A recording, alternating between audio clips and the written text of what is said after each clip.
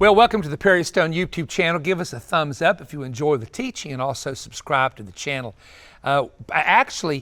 We have about 700,000 people that have never subscribed yet, plus another 700,000 that have. We'd love to get all of you on there so that we can be in touch with you on a more consistent basis. We're going to expand some things in the future, so that's very important for you to know. Well, you see behind me kind of an image, I hope you can see it, of a storm of rain and lightning, and of course there would be thunder if this was real, and an ark that's floating on the water, because that is an imagery of Genesis chapter 7 and 8, where Noah was in an ark for 150 days when the waters were upon the face of the earth, and raining for 40 days consecutively and 40 nights in the fountains of the deep, which means the Tehom, the underground aquifers, broke, and the water came from beneath, and also the water came from above. And so I titled this, "The Days of Noah Are Here, Start Preparing." Now, how do we know the days of Noah are here? Well, Jesus said in Matthew that as it was in the days of Noah, so will it be at the time of the coming of the Son of Man. And he gave the basic signs of eating, drinking, marrying, given in marriage. But if we go to Genesis chapter 6, there were giants in the earth in those days. Now, I often compare that to what a phrase which is called tech giants, and we wrote about that in one of our books, and I won't go into that. But there were giants in the earth in those days. We also know that there was great violence in the earth. It's really interesting that Hebrew word violence is Hamas, and that does not refer to Hamas, which is in Israel. It's just a very interesting Hebrew word. And there is a violent group, mostly a violent group connected to parts of Israel and the Middle East. And so all of this is very interesting, to say the least, when you start looking at the parallels. And we know that the imaginations of people was evil continually. The whole earth, the earth's flesh had corrupted itself. Some of the ancient Jewish writings talk about the mingling of the seed that was taking place, and how they were trying to manipulate animals and create their own systems and things of that nature. But the point I want to make is a verse that really has stood out with me, and I want to elaborate on this for just a moment, give you some things that I feel like that have been dropped in my spirit for those of you who keep up with us, our word, and the ministry the Lord gives us. Hebrews chapter 11, verse 7, "By faith Noah, divinely warned of things not yet seen, moved with godly fear, and prepared an ark for the saving of his household, by which he condemned the world and became the heir of the righteousness which is according to faith." Now, I was reading this the other day, and I often hear people make this statement when they hear anyone preach a prophetic word and warning them of things to come. You hear people say, "We don't want to hear that." Some will say that's a negative message. Others will call it a message of doom and gloom. And I'm going to use an old Tennessee expression, they poo-poo the person. And that's just a metaphor saying just downing them and criticizing them, because they don't like to feel bad or think the worst could happen. Now, there are pessimists and there are optimists. You've heard the story. The optimist says the glass is half full. The pessimist says the glass is half empty. And there are some people that love the negative, and they thrive off the negative, and they live off of conspiracy theories and all this, and that's their life. They love that. They don't want to hear anything positive or good.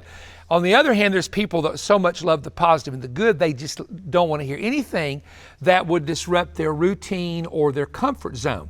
However, if we look at the days of Noah, we have to know several things. Now, I want you to listen to me very carefully. Number one is he received a clear warning from God. The Lord let him know a flood was coming. Josephus even mentions that this revelation of water covering the earth had already been given to Adam, and he handed it down to his son. Adam begot Seth, Seth begot Enos, Enos begot Canaan, Canaan begot Mahalalel, Mahalalel got Jared, Jared begot Enoch, and you got Methuselah, Lamech, and Noah. And so you have the 10 generations all knew that a flood was coming. So somehow Noah was warned in his day, this is coming in your time. And it actually took him about 100 years for him and his sons. Of course, when they were little, they wouldn't have been building with him. Probably the sons, based on the timing I've checked out in Genesis, worked for about 80 years with him to build this ark from the time they were, let's say, well, probably 90 years from the time they were kids, gathering things and helping. But 100 years to build a boat that would keep his family safe from a flood. Now, this is not a myth.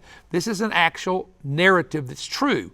And of course, after the flood, the three sons settled in the three different regions of the earth for the different nationalities that are in Europe and the Middle East. And that's another story. Here's my point. He was warned of something to come. Okay, first he was warned. But it's one thing to be warned, and it's a second thing to prepare. So the Bible said, being warned of what he didn't even see coming. And we tell people, look out for this, look out for that. This could happen, that could happen. So some people don't respond until trouble comes, and then they're panicking. You see it in grocery stores. They tell you the storm's coming, nobody prepares. Oh, then they see it coming. Oh, then everybody panics. And that's how it is. People react, but they react sometimes when it's too late. You can't do nothing when the door of the ark is shut, you can't get in. So the second thing that he did is, first of all, he had the warning, and secondly, he heeded the warning. He heard the warning. He heeded the warning.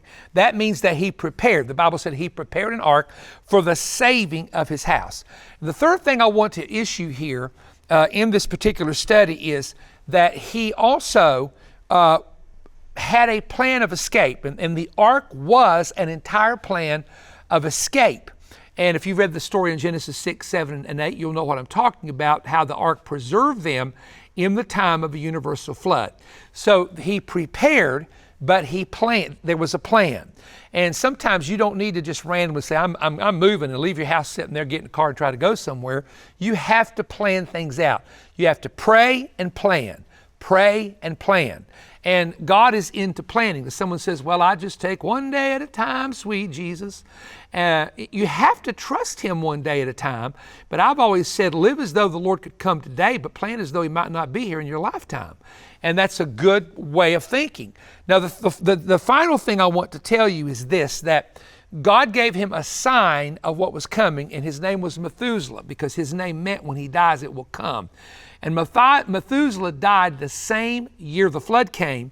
And that's why Noah said, God said, yet 7 days I'll cause it to rain, because they grieved for Methuselah, that man that lived 969 years. They grieved for him during that time frame and had time to bury him and grieve. And then God put them in, and the Bible said he shut the door. So I want to tell you that in this season of the days of Noah, that some of the lessons that I get, I want to go over these with you again, is number one, he was warned. Number two, when he was warned, he began to prepare. Number three, as he prepared, prepared a plan of escaping what he knew was coming to his time and his generation. Of course, that ultimate escape is with the Lord and trusting him when he returns. We know that. And the other thing is, God kept before him the signs that he was preparing the right thing and doing the right thing, with Methuselah continuing to live. And so in our situation, people often ask us, Perry, what are you doing, or what is your ministry doing? And a lot of times I do not comment on anything that we do or are doing. And here's the reason why, because I don't want people thinking that if the Lord has instructed us to do certain things, he's instructing them to do the same thing. Because in Noah's day, he built an ark because a flood was coming. But in Lot's day, Lot didn't build a boat. He didn't ride camels out. He escaped before the volcanic eruption. That's what I believe it was, or it could have been a small meteorite, but probably a volcanic eruption took place and destroyed Sodom and Gomorrah, and it blew up and rained down the fire and brimstone on the city. And that's my opinion based on geological evidence in Israel. So the point that I make is, you can't do what Lot did and what Noah did. Noah was 150 days in the boat. Lot went and lived on a mountain and cave. This is why I don't tell people what to do. I don't even suggest to people what to do. Even my very, very closest friends will ask me, should I invest in this? Should I do that? I say, I don't get involved with that. You have to pray on your own to have the word of the Lord, to know what he is telling you to do. And the biggest thing is, your fear should not be fear of what man could do, fear of what could happen in the future, because a lot of things are based on speculation that never happens anyway when men begin to speculate what could happen. But it's godly fear. The fear of the Lord is the beginning of wisdom. So have godly fear, have respect unto the Lord, walk before him to the best of your ability, keep a repentant heart, and just know that he really is going to direct the affairs of men and all of humanity. And in the end, I always try to look way ahead. In the end, for those of us who will serve him and follow him, it all works out when we come back to rule and reign on the earth for 1,000 years, and we spend that time at the marriage supper at the beam in heaven, of course, mentioned in the book of Revelation. So anyway, prayer and preparation are your two main things. Prayer and preparation. And maybe you don't hear anything at all. If you don't hear anything at all, then you don't do anything at all. But if you do hear, then when you hear a plan or a preparation plan, then you begin to pray and ask God to give you wisdom and for Him to open the doors or send you the people that can help make this happen. And I have seen many people that this has happened for. So thank you for your time. But listen now, we're going to our warehouse. And we have a huge warehouse here.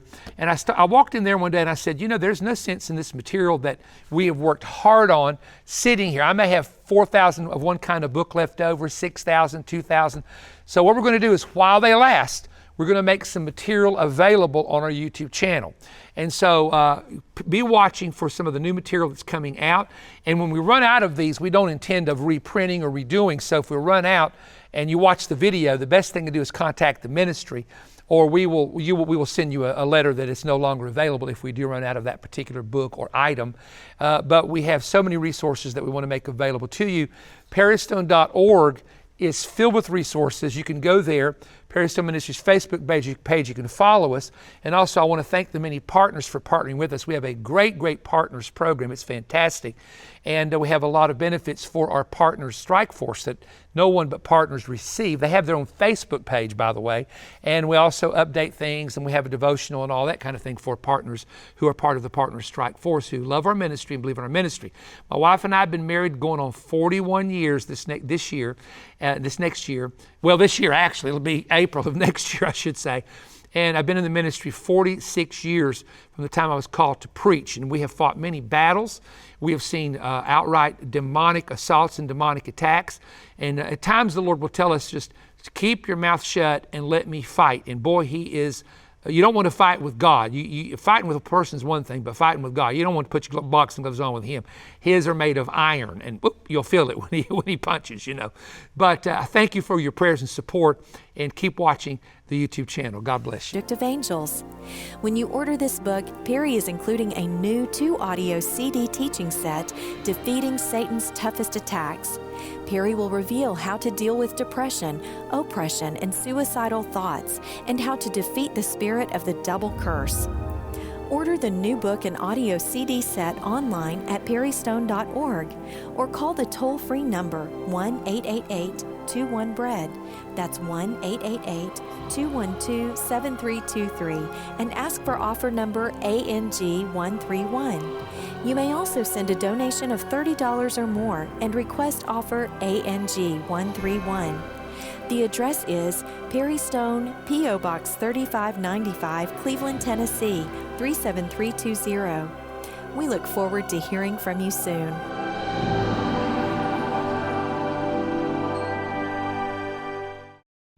If you enjoyed this YouTube content, there's an important website you should know about: perrystone.org.